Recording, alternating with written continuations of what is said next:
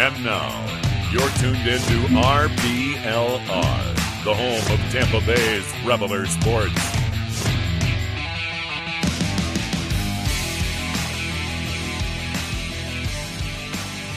This is the RBLR Rays podcast. I'm your host, Zach Dobb, along with my co-host, Pat Davenport. Pat, a much more eventful week than I think we were anticipating, right? Yeah, very much a busy week in Rays baseball. Lots going on, lots of 40-man roster shuffling, more than we expected. They made some definite decisions, and one question has been pondering on my mind throughout this whole thing, and I promise this sounds like an intro bit for like Effectively Wild, but it is genuinely bugging me. And that is, why do we call it tendering a contract? It feels like the wrong verb. That's a really, I don't know. Because that's a really good question, actually. Like when you're tendering something, it's like you're beating it, right? So it's more like when you're tendering meat, you're like beating it up. Yeah, like I know obviously there's a verb of tendering, like as in presenting, I believe is another definition for tendering. So yes, I think that the word can also be used. Like, it's not just used in this context. Like, there are other contexts where the word tender is used to like present something. Like, for example, I would like to tender a proposal to all the people who are watching the show to subscribe and follow us on all the socials and drop a like if you're enjoying the show. This is your first time here. If you're coming to express some concern over the questions around who could be starting in the outfield, I would like to tender an opportunity for you to join us in the comments on YouTube and give us your thoughts, because we'd love to hear from you guys all throughout the show.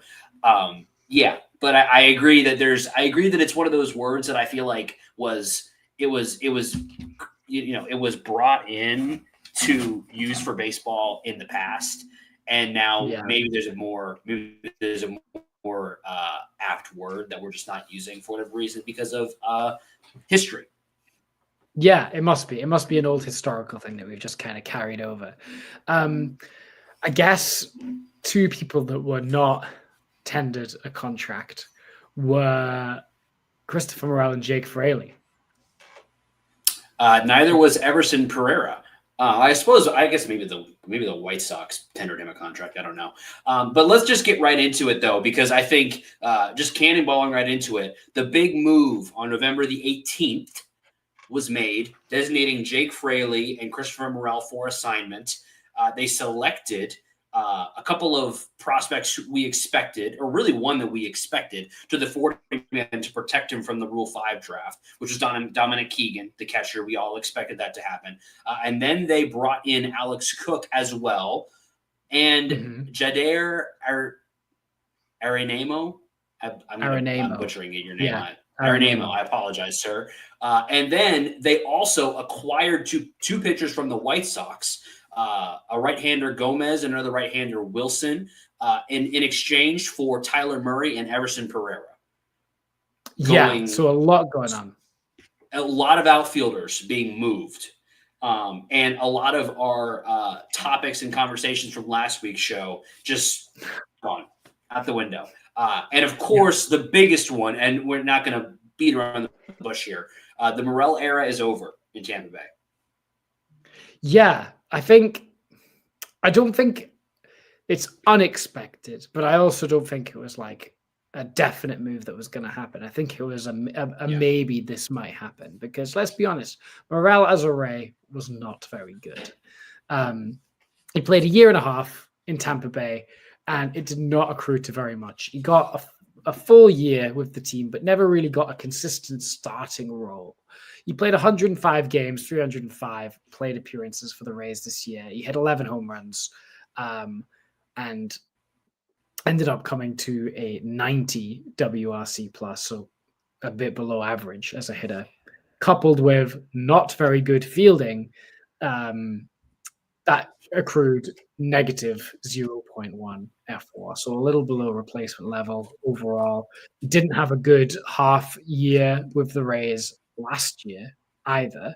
If you look at his stint with the Rays last year, it also wasn't very good. He finished the year overall with an 81 WRC plus -1 F4. Yeah. The thing about Morel was we knew he couldn't field. He was a bit positionless. The Rays tried him out at second base for a bit. They tried him out at third base for a bit, settled him in left field. Left field was his most comfortable position, but because he was an absolute disaster at second base. But if you're not going to be able to field, you've got to be able to hit, especially on a Rays team that values defense and versatility. And unfortunately, Morel never hit well enough to justify his position, to be honest, in long term. He still had good bat speed, good raw power, but wasn't making enough contact, wasn't drawing enough walks, striking out a lot. And the Rays decided that they'd seen enough and cut ties. And it's hard to say that despite the potential, I still don't think we can blame them, really. Morel was bad. There was a lot of talk as the offseason began from Eric Neander and the Rays brass about how much thought they were putting into the outfield. And so we can't say that this decision wasn't made with a lot of forethought, with a lot of understanding of what it means for the franchise to move off the centerpiece of the trade for a franchise cornerstone type player. I wouldn't say cornerstone, that's a bit much. And an all-star level player that you traded away in Isaac Paredes, which we all know that he was moved to make way for Junior Caminero. So that, we all know that, but still a top end talent that you traded away now basically for Hunter Bickey. And so that's not true. There was another player whose name is escaping me who was also included in that trade, but still that's what it feels like now. And it feels like a string of trades that the Rays have made, like moving off of top end talent that just hasn't been working out the way that the Rays would like over the past couple of seasons. And I think the part of the reason why this move hurts so much is because of another trade that was made in that same trade deadline, which was moving on from Randy Arozarena. And I think while obviously those moves are, they are related, but not related. I think as a fan, what I'm feeling is just the shift that felt like it happened when Randy left and Morel came in the outfield and the production we got. So from the time that Randy arrived in 2020 to the time that he left on July 26th, 2024, the Rays ranked number 5 in Major League Baseball in F4 as an outfield.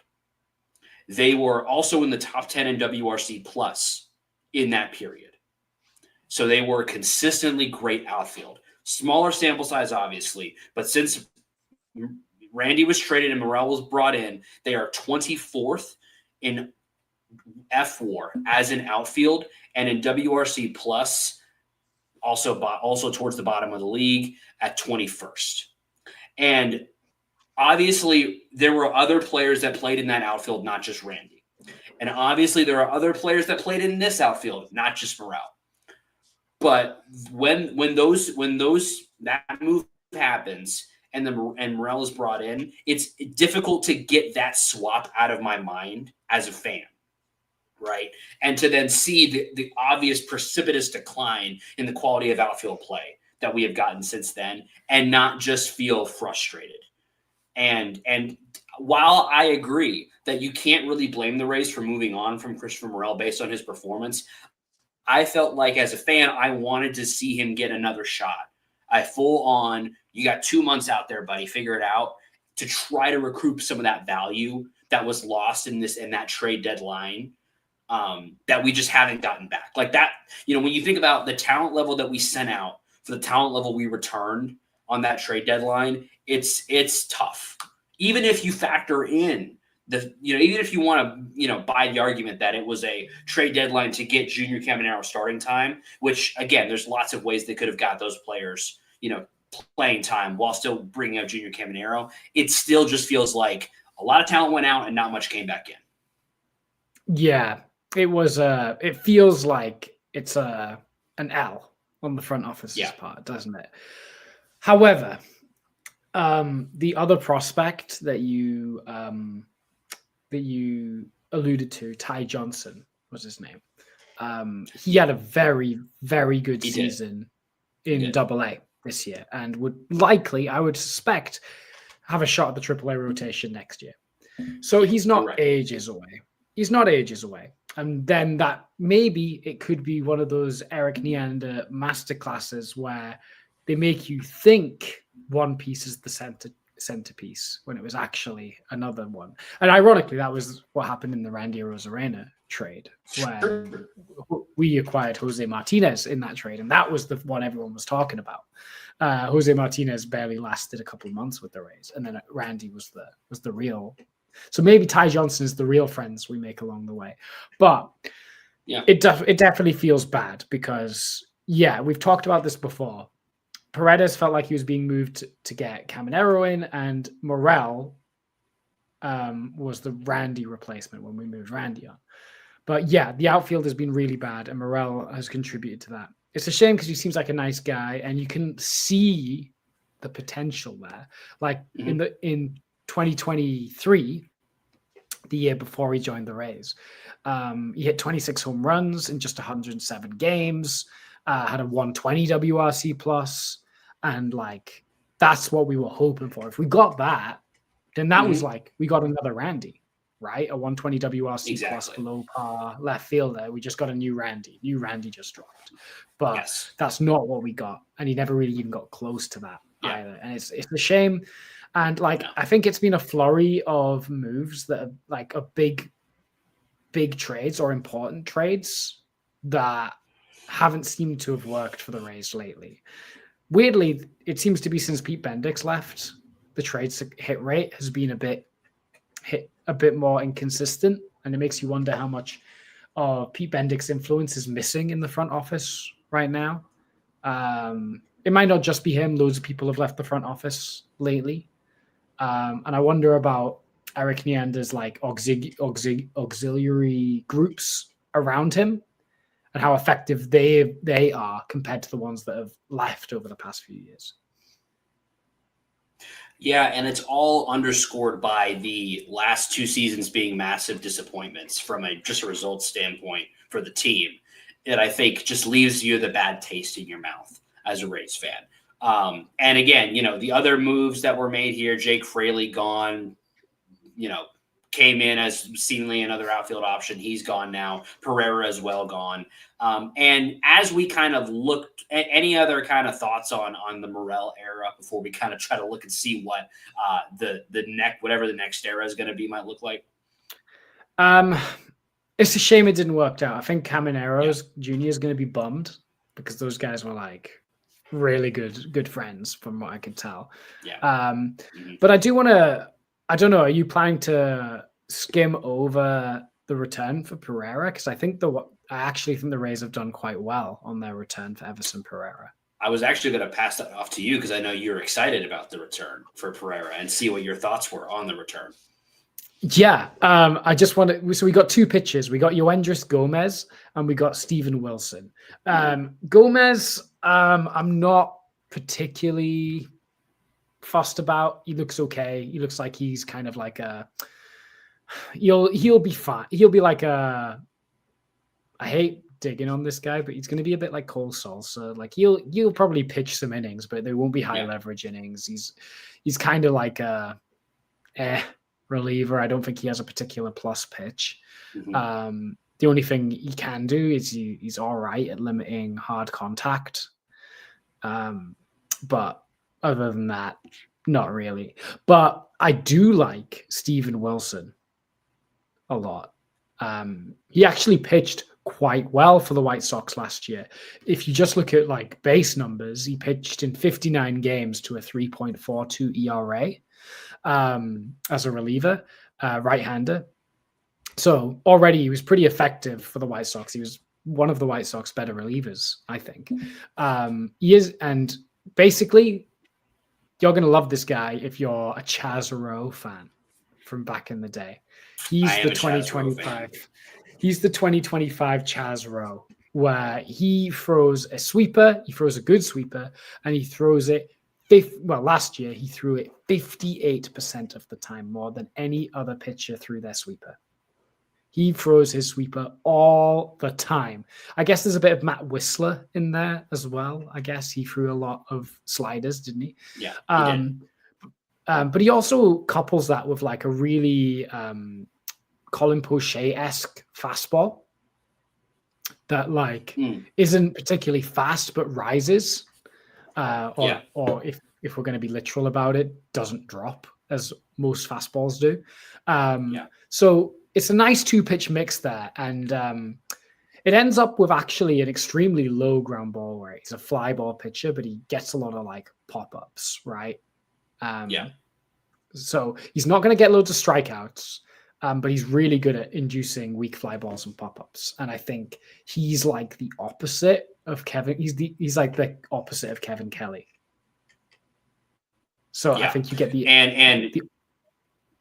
I was just going to say you get the opposite look where Kevin Kelly gets all the ground balls. He gets all the soft fly balls.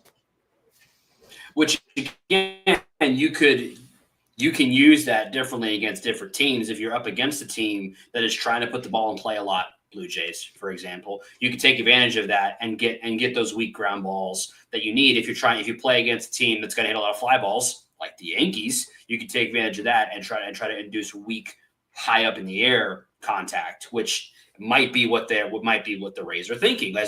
As another side note that we'll get to, the Rays also did tender a contract to Kevin Kelly, which I think some Rays fans were a little surprised by because he didn't perform the best last year. But I was not surprised. I have not forgotten Kevin Kelly and how good he has been in the previous year. So I was not surprised, and I was happy to see him get that contract. But it'd be interesting to see how the Rays use that. If you're also looking for another stat that just is a positive sign, 82% left on base percentage last year. So that's also just another good number that you like to see. Like you mentioned, he's not getting that fastball finds a way to get in the strike zone and get past bats. Less than 8% home run to fastball ratio. Again, just something good to see with a reliever. So there's lots of there's good things under the hood. There's good things just looking at his results were good. His ERA and xERA were within line with each other. I think he's an exciting arm, and I think that if we're looking for positives here, as we're there's some frustration there with moving on from Morel. The bullpen really feels like they've done some work. Not that there needed to be a whole lot of work, but they've done a little bit of work here. They've shored up the bullpen. Any concerns that you may have had, I think, with losing Pete Fairbanks, you feel like they've backfilled a little bit underneath of him as they may need to move up a guy into the into that top of the bullpen spot. May have to rotate who's the closer. They've backfilled that a little bit with these additions. So. And honestly, to get all of that for Tyler Murray and Everson Pereira, I think that's a pretty good trade. I'm pretty happy with that. Yeah, Everson Pereira put up negative 0.5 F4 last year. He was really bad. He was quite bad. to get a at worst, Steven Wilson is a serviceable MLB reliever, right? Which you will need in the course of the season. You will need those guys. Which for a sub replacement level outfielder, hey. That's a good trade. They also picked up, and I think this kind of went under the hood. They also picked up Luis Guerrero from the Red Sox as well, who's another right-handed reliever, kind of big fastball type guy, big velocity guy. Looked good at times for the Red Sox, but never really got a run on the major league roster after June. But he has good stuff, good swing and miss rate, good strikeout rate. Well, not a good strikeout rate, but good swing and miss rate. So I think there's a lot of under the hood things to like about Luis Guerrero as well. Maybe another Mason Montgomery type where there's a lot of upside there, and the work's going to be, can they find a way to get that upside out of him? Yeah, he does have a lot of walks in him. So if they can fix that, there's lots of potential in him. And it makes me think that all of these relievers, there's no whoa reliever this year, but they've got loads of good relievers, if you know what I mean. Mhm. There's no like Yeah. Mason Miller or Pete Fairbanks or anyone like that. But that makes me think they're going to really mix and match and go back to their roots of kind of bullpenning by committee instead of like roles in the traditional sense. If anything, I guess, Ed, when you say it is like the closest thing we will have to a closer. But yeah. I will say, if Emrod, when he comes back from injury, which I don't even want to bother guessing when that will happen. But whenever he does come back, he was trending towards, hey, this guy could be a closer before he got injured. And so I think he could continue, if he could come back from his injury and continue that trend, he could also be in that running. But that could be best case scenario, end of 2026, more likely a 2027 type of thing. But I think the Rays' future is in good hands with the bullpen. And again, Mason Montgomery is still there. He still could get to those heights, maybe. So there's just a lot of there's a lot of good things going on in the bullpen to where I my level of concern, whatever it might have been at the beginning of this offseason, I feel pretty good now. As we kind of look other places that need help. Yeah, Hunter Biggie in that mix too, as well. I still think there's something there with him. 100%. 100%. He's been good when he's been on the field. Yeah, so there's loads of good arms there. Just as the footnote for Luis Guerrero, we did trade Tristan Gray for Luis Guerrero. So thank you for your service for like the 5 games you played for us. Well, we traded him and he came back, and we traded him again. So maybe it's like a boomerang. Maybe he'll just keep coming back. Yeah, maybe he's the Alex Bregman replacement for the Red Sox. Who knows? Could be. So all of those moves. Oh, and we also traded Eric Oz as well. We did trade Eric Oz. Yeah, we got a minor league pitcher in Jacob Kisting as well, but he's like quite low down in the minors, so I don't have tons on him, but I know a few guys that are high on him, which is interesting because Oz was decent for us, so I'm assuming Kisting is a decent prospect. So with those 40-man spaces cleared, we added Dominic Keegan, right? Which was the most expected one. That was like the thing that had to happen. Because catchers do get taken in the Rule 5 draft. I think like 2 or 3 got taken last year. And then we also added Jada Aranemo and Alex Cook. These are far more confusing adds to me.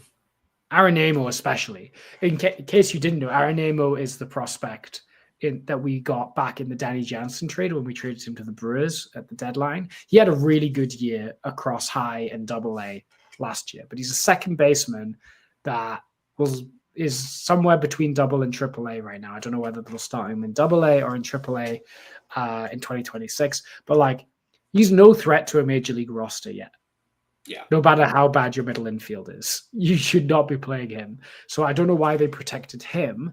And Alex Cook, again, topped out in AA, only pitched 15 innings in AA last year. The Rays must really like him. They must really see something in him. I don't know much about Alex Cook, but confusing ads. Do you have any thoughts on those? Yeah, I think the Rays have shown that they value guys. And Aranemo, he can play multiple positions as well.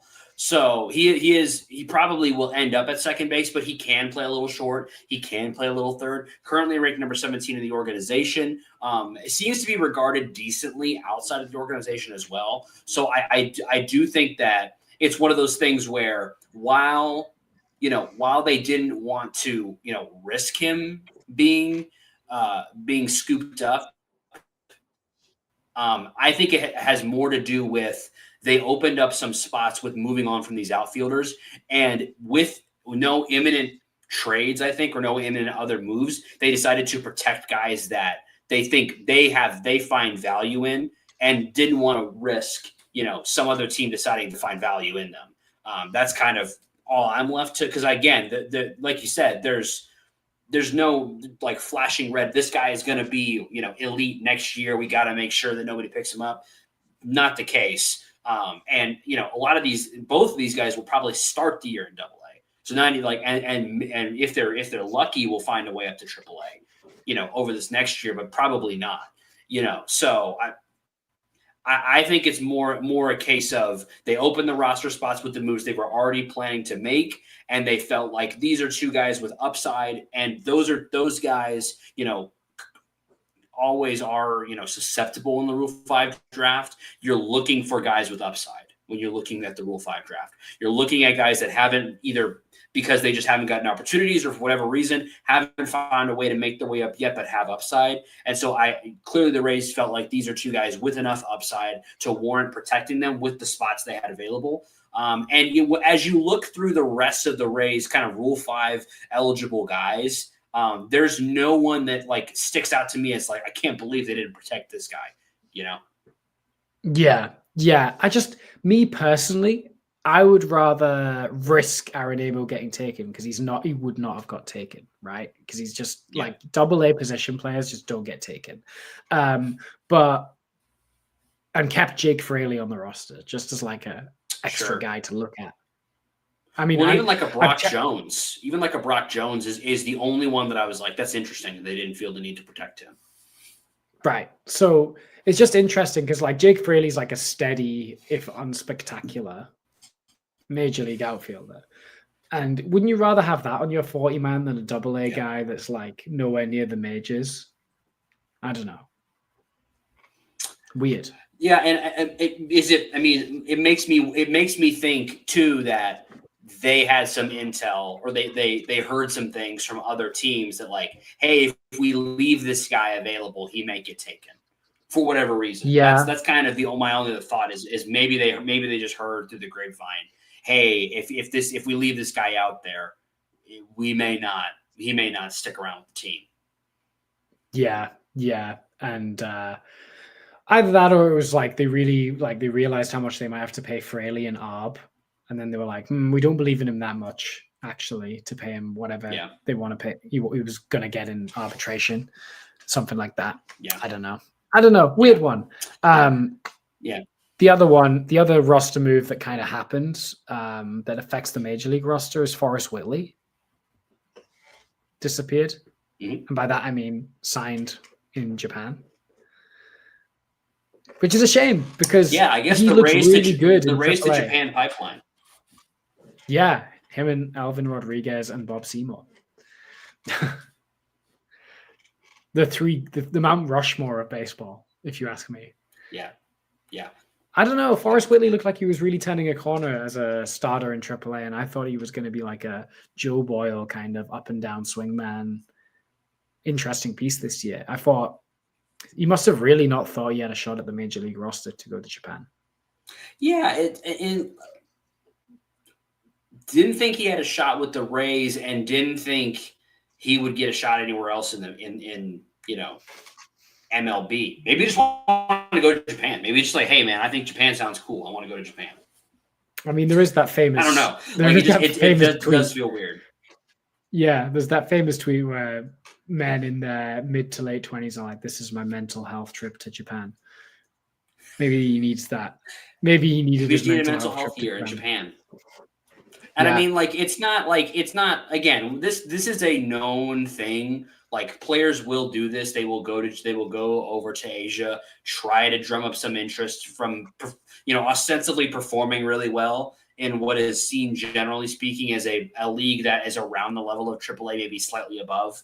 Not probably more than slightly above. It's above AAA level of performance over there. And so drum up that interest and then come back and get a nice deal from some team trying to, find a diamond in the rough. So it's not, I think that's definitely what Bob Seymour's hoping for.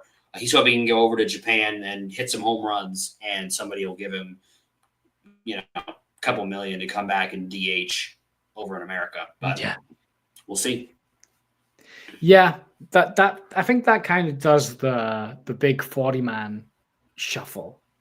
And I guess that leads us to the question of, right, okay, the outfield, they've kind of decided on the outfielders that they want to run with now.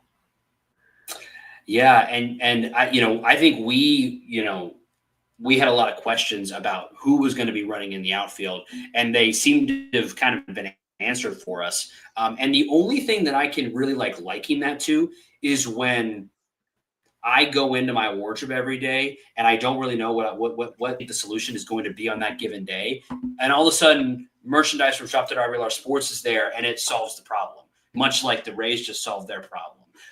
And if you want to solve your problem similarly, you can go to shop.rblrsports.com, find the best merchandise inspired by all your favorite Tampa sports teams. Rowdies, Bucks, Lightning, Rays, and Sun are all there for you. Shop.rblrsports.com. Use promo code FLAPPY, FLAPPY, for 10% off your entire order. Shop.rblrsports.com.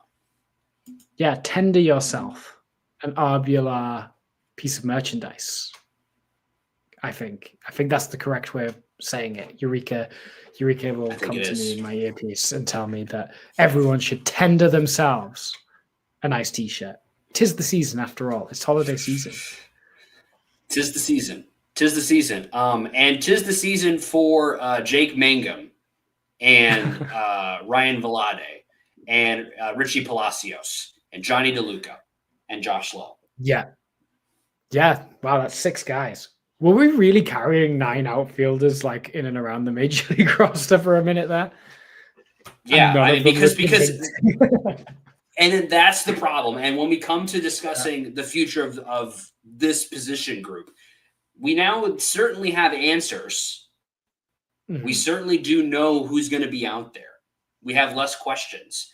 Unfortunately, those answers bring more questions with them.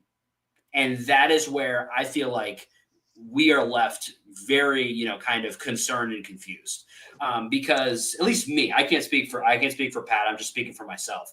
When I look at that outfield, and it's not necessarily fair because not all of these guys' injuries are something that is expected to continue in the future. But all I can see is that none of these guys have played more than 110 games since 2023, and Josh Lowe's the only one who's ever played more than 110 games, except for Velade, who has played more in his career. But when it comes to Palacios and Mangum, neither of them have.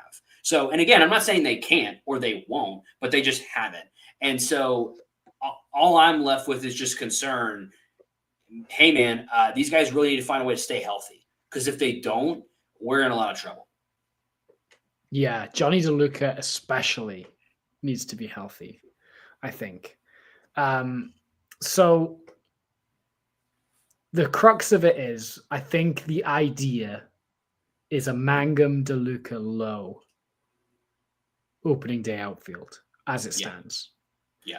With Palacios, I think, as our super utility guy. He can play some second, he can play corner outfield. He's our Caballero this year. So I'm not even going to list him as an outfielder. I'm going to list him as utility. He's super utility. Yeah. Yeah. So then that leaves us with Ryan Velade, who I actually am coming around on. I like Ryan Velade. I think he has power and good bat speed, and has, in a small sample size at the major league level, been good at drawing walks. These are things I like. And I think given a run, Ryan Velade has a chance to be what Chris Morel was supposed to be. Yeah. And then Chandler Simpson's also in that mix somewhere. Yeah. I think with DeLuca healthy, it's hard to fit Chandler Simpson in at the moment, unless he can prove he can play competent outfield. Because you currently have, right, because you also have Mangum, who, again, we talked about this when we kind of went over the outfield last week. You kind of have DeLuca, Mangum, and Chandler Simpson, who all play roughly the same role on the team, all with slightly different specializations, but all within the same role of fast outfielder who gets on base at a decent amount, who steals a lot of bases, right? Yeah, that's the archetype, right? And you got the sliders are up in speed for Chandler and down in defense. You got the hit tool is up for Mangum, and the speed's down just slightly. And then DeLuca, you've got the defense tool way up, and the offense tool is down just a little bit, and it's all kind of in there. If you could just find a way to smush all these guys together, they would be like an amazing player. But like all together, and I think that of the three, the one who is the best is Johnny DeLuca, because I think when healthy, he's shown to be able to give you roughly the offensive output that Mangum gave you last year, with the same kind of speed as Mangum, with better defense even than Mangum. So he ends up being the best of those. But again, that's if he's out there on the field playing, which we really hope he is. And I wish nothing more than for him to play 162 games next year, which he probably wouldn't even if he was healthy. But I wish for him to play 140 games. And so the fact that I have to say that, though, is what is concerning me, because I'm just left with this, this feeling in the pit of my stomach that we could end up with the same type of season from the outfield this year that we did last year. And there's nothing really about this group that makes me feel like it's going to be any different unless everybody stays healthy, which is not a guarantee. Yeah, because what you said about DeLuca, we could also say about Josh Lowe, and we could also say that about Richie Palacios. So, yeah, it's tricky. I think the master plan is it's Mangum, DeLuca, Lowe. But Lowe is on fraud watch and Valade is ready to take his job. Like if Lowe is injured or gets off to a slow start, Valade's coming for him. And then Mangum is like the left fielder by default. If Chandler Simpson can work out how to play left field, he'll take over left field. Mangum becomes the best fourth outfielder you could ask for. I think that's the plan. Yeah. I think that's how I would plan it. The thing that this is where this gets tricky, even more than it already is when you start to have this conversation with the rest of the roster as a whole. Because as we've described the roster to you, we don't have a backup shortstop. Because we've given you, well, I guess there is room for one more guy on this roster, so you could have Carson Williams there as your backup shortstop there. But you have, as we've described it to you, with those five guys all kind of playing in the outfield, that only leaves you three other bench spots. One's your catcher, for sure. And really you only have two other bench spots. You have your catcher and then your backup shortstop. That's it. Yeah. So as it's currently constructed, you would have your starting nine, which is, let's say, for argument's sake, Fortes, Aranda, Lau, Walls, Caminero, Mangum, DeLuca, Lowe, and then you have Fiducia as your backup catcher. You've got Simpson as your backup outfielder. And then you have Valade and Williams. Mm-hmm. I guess is the way that would line up right now. How are you feeling about that position player call? I mean, it's fine. If everybody's healthy, it's fine. This is what I was saying. We were talking about this in the Rays, the RBLR Rays Discord this morning. I like all of these players. If they are healthy, I like them a lot. I like Palacios a lot. I like DeLuca a lot. I like Josh Lowe in theory.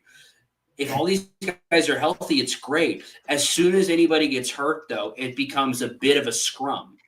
And I start to become a little bit nervous as soon as that happens.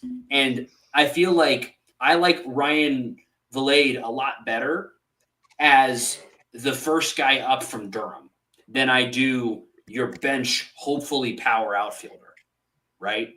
That's for me why I, have been hoping and praying, and it doesn't seem to be happening, that we would find some power in the outfield on the free agent market or in the trade market to bring in.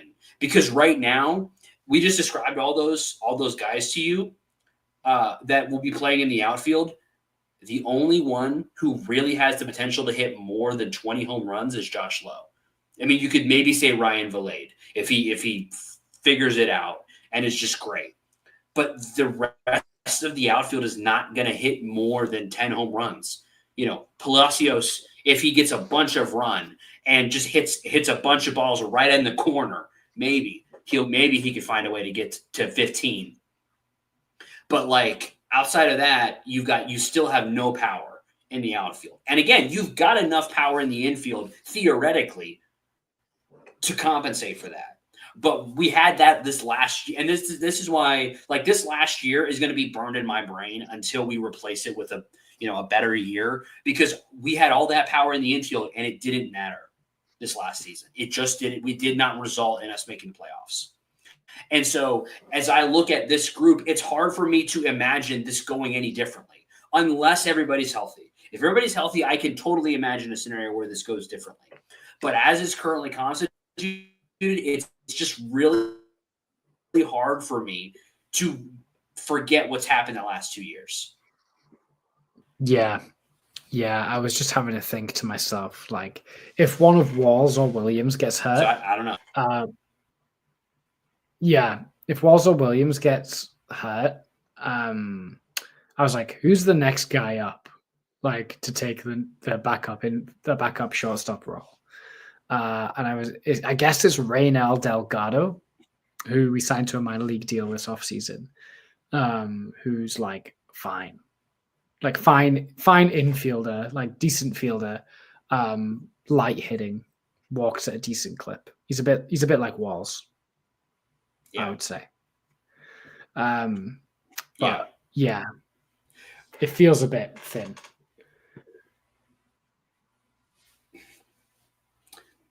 And I mean, and theoretically, I guess maybe Palacios could play shortstop in an absolute pinch, and maybe Junior Caminero could play shortstop in an absolute pinch. But again, I don't feel the need to worry like too much about that specifically, because I feel like Walls has been decently healthy, and we have no reason to believe that Carson Williams is going to be hurt. And I feel like if they needed to find a body who could play shortstop, they probably could find somebody, trade a reliever for somebody's utility shortstop if you desperately needed one.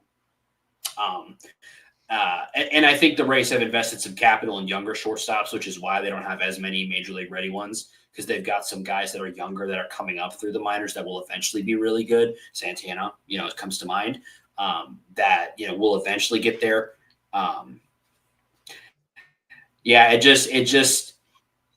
It's so heavily weighted towards third base, second base, first base, DH is where so much of the talent is concentrated from the offense. It's all there. Mm-hmm. And you just got to hope as a Rays fan, you just got to hope that those guys can continue to be as good as they've been. Because like as we're having this conversation, I'm just assuming that those guys are going to be as good as they were last year. If for whatever reason any of them aren't, if Junior takes a step back, or if Yandy and Bilal finally decided to start aging, that's doomsday. That's doomsday, because I don't think anybody in the outfield can carry this team if those guys are struggling. So I don't even want to go there, because that's actual doomsday. If something like that happens, then this team's just bad. And I don't think that's likely to happen. But it just goes to, for me, it's like there's nobody in the outfield who you can point at and be like, that guy. And Josh Lowe is supposed to be that guy. This is definitely this ends up being last call for Josh Lowe, I think, is what this ends up being. This is last call, man. If you're going to be a starting corner outfielder, this is it. Yeah, 100% agree. And that's why Ryan Villade's there, ready to take his job, I think, in case.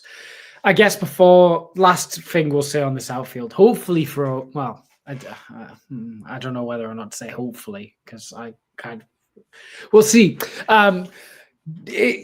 With this group, do you think this is the final group that the Rays are going to run with going into 2026, or do you think there's still something coming?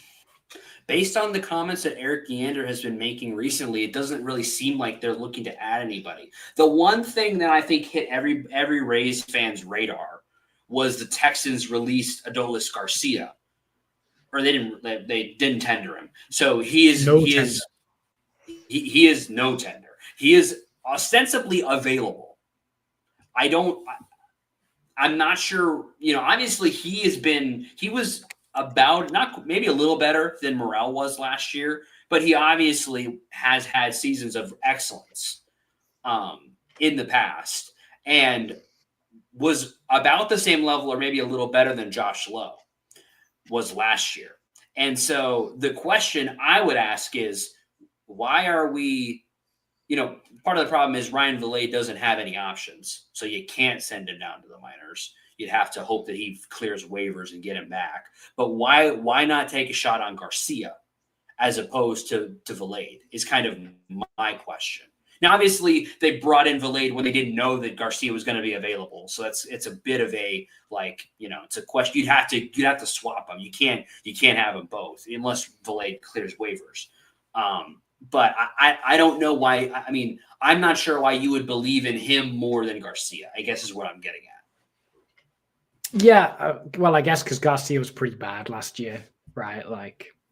And Vilade's an unknown quantity, I suppose. He's had good AAA numbers in a cup of coffee at the major league level. Has been bad, but in a very small cup of coffee. Meanwhile, and Garcia will be more expensive, right? I don't know what kind of money Garcia is going to be looking for in a deal. I would imagine the Rays, if they were going to try and sign him, would probably be on a 1+1 kind of deal, like a 1-year deal with a club option or a mutual option. There's potential in Adolis Garcia. The thing, he has a cannon of an arm. His defense was actually, he was really bad in 2024 defensively, but was better last year. And still hits the ball really, really hard. Has a lot of swing and miss in his game, which has become more pronounced over the past couple of years. There's something in him. I mean, still hit. I mean, obviously, he got 135 games. He still hit 19 bombs. He still hit 75 RBIs. Still stole 13 bags. There was production there. It's bad. It was bad. It was 80 something. It was 82 or 83. It was bad. So obviously, and a big reason why was that the dude just does not know how to walk. He just did 5% walk percentage, awful. 20. It's actually not as bad as you might think. 24.7% K percentage. Not the worst thing. Not the worst we've ever seen ever. But just is not getting on base. 271 on base. That's brutal. That's brutal. It is brutal. I think when you've lived through the Jose Siri experience, a 24% strikeout percentage doesn't seem that bad. But but I mean, if you can get him on something under $3 million a year, I think it's worth a shot. That's where I'm at. Because then at least I can delude myself into 2023 Adolis Garcia will return just out of thin air. He will 4.7 F WAR. Adolis Garcia will just reappear magically out of thin air and show up in right field for the Rays, and all will be well, and we will and we'll go win the World Series. His bat speed has been decreasing year on year since 2023. Yeah, pretty badly. So that's a red flag for me. But it's nice to get a name brand, and he is a name brand player. That's as much as I can really say. He was good a couple of years ago. There's lots of red flags in his game at the moment, but he is a name brand and seems like a cool dude. That's where we're at right now. Seems like a cool dude. That's what we're settling for right now in the outfield. But it's true. It's that's where we are. It's how it feels right now as we're trying to determine. Because again, obviously the big fish in the outfield market have not gone anywhere, and so but we at the moment don't have any evidence to believe they would be coming anywhere near Tampa. So. Well, let me say that they should not be going anywhere near Tampa because the Rays ain't in Tampa no more. They're in St. Petersburg again, baby. That's true. That's true. That is a very positive thing to kind of end the show on, is that the final piece of the Trop roof has been put in place. We are well on track to be playing baseball games in the Trop in 2026. And that there was a video of Junior going into Trop, I believe, circulating on social media. Those are good. Those are very good vibes going forward. Yeah. And I don't think it can be understated how much our pitchers will appreciate being back there as well. Yes. And no more rainouts for home games. Which we did not enjoy having to experience over this last year, which we had never experienced before. And I will be glad to leave those in the past. 100%. Yeah, the closest thing we got to that was there was one time lightning struck the Trop and they had like a blackout for a minute. But like that was weird when we were in weather delay because the lights went out. But other than that, like it's a much more pitcher friendly park, which I think all our pitchers will appreciate. Yes. And I think it will feel so right to be back there. Yes, and it will. Like it gets clowned on by the rest of the league, but I will defend unfairly. Yeah, I think it gets an unfair rep. It is no more strange and ugly looking than Fenway Park. There, I said it. It's just because sometimes the ball gets caught up in the rafters and the outfielders get mad. If it got built in the 1920s, like Fenway Park did or whatever, then like people would love it. Exactly. But because it's new and because it's fun to hate on the Rays and say the Rays ruin baseball, we hate on the Trop. But the Trop is awesome. Exactly. If you've ever I have yet to speak to somebody who's ever actually not on the internet. Talking about in person. I've yet to talk to a person in person who has gone and watched a Rays game in the Trop, who has come away from it saying, I hate the Trop. The Trop is fun. Right. And I'm still waiting for Eureka to give me my stipend so I can fly over and see a game at the Trop one day. Yes. Hey, maybe we should. Hey, listen, we should find a way to make it happen for the grand reopening of the Trop that will be coming forthwith sometime here in 2026, which I'm very excited for. Kind RBLR Rays fans know ways to get discounts on flights or maybe own a private jet, I'm willing to cover the rest of the costs. I'll pay for hotels and everything else. It's just the flights. It's the flights that are killing me right now. It costs like £800 for a return flight from the UK to Tampa. That's disgusting. It's not on. It's absolutely not on. Hotels I can afford. Yeah. But £800 for a flight, I cannot afford. So if anyone knows any, you should fly into Atlanta and I'll pick you up at the airport and we can go to Tampa. I don't know if that's going to make it much cheaper, but I respect the hustle. Oh, boy. Well, on that note, a lot of uncertainty still with this outfield. We have some answers, but not all the answers. Let us know if you're happy with the answers that we've gotten so far. Around the outfield. If you've enjoyed the show today, we hope you did. Do us a massive favor and drop us a subscribe or a follow wherever you enjoy the podcast. If you've got some thoughts, like we mentioned in any of the stuff we discussed today, drop a comment. We'd love to hear from you guys down in the comments below. It's the easiest way to get in touch with us. And we're going to be here, like we always say, we're going to be here all off season. There's more players that last year had performances that we need to talk about and we will be talking about as we get to the rest of this offseason. And then we'll start, really getting deep into the previews for next offseason. We've got some fun shows that are going to happen in between there as well that you're going to want to know when they're coming live. And by following and subscribing, you will know when we go live. So do yourself a huge favor. If you do enjoy the show, we hope you do. Help us out right there. Any closing thoughts before we let all our fans out there get ready for the Bucks tonight? What do I know about American football? Red Zone. NFL Red Zone. That's a good show. It is.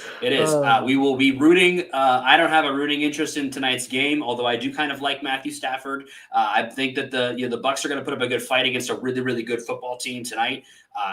Wish them the best, and we wish all of you the best. And we're glad that you joined us. We appreciate all of y'all that joined us here today. on the RBLR Rays podcast. There's a lot of hope that some move will get made in the offseason to fix this outfield. We don't know if it will or not, but whether it does or doesn't happen, we're going to be here talking Rays baseball, and it's always going to be Rays up. Rays up.